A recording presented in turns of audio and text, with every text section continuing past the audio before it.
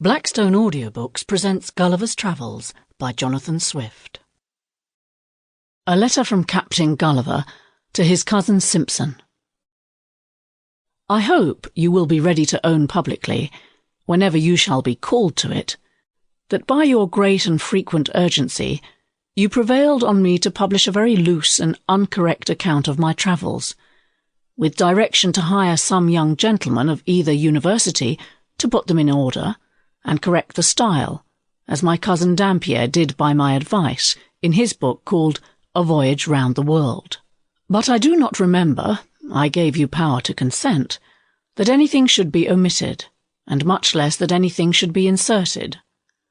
Therefore, as to the latter, I do here renounce everything of that kind, particularly a paragraph about Her Majesty the late Queen Anne, of most pious and glorious memory.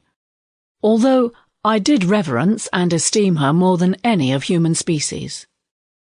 But you, or your interpolator, ought to have considered that as it was not my inclination, so was it not decent to praise any animal of our composition before my master Houyhnhnms, and besides, the fact was altogether false, for to my knowledge, being in England during some part of Her Majesty's reign, she did govern by a chief minister, nay, even by two successively, the first whereof was the Lord of Godolphin, and the second the Lord of Oxford, so that you have made me say the thing which was not.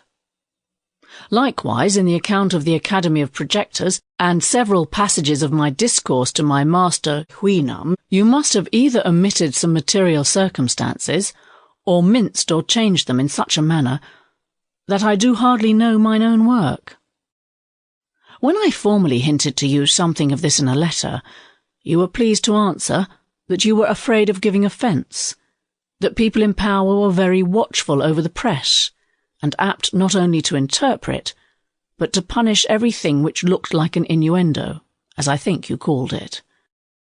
But pray, how could that which I spoke so many years ago, and at above 5,000 leagues distance, in another reign, be applied to any of the yahoos, who now are said to govern the herd, especially at a time when I little thought on or feared the unhappiness of living under them? Have not I the most reason to complain, when I see those very yahoos carried by Houyhnhnms in a vehicle, as if these were brutes, and those the rational creatures? And indeed, to avoid so monstrous and detestable a sight was one principal motive of my retirement.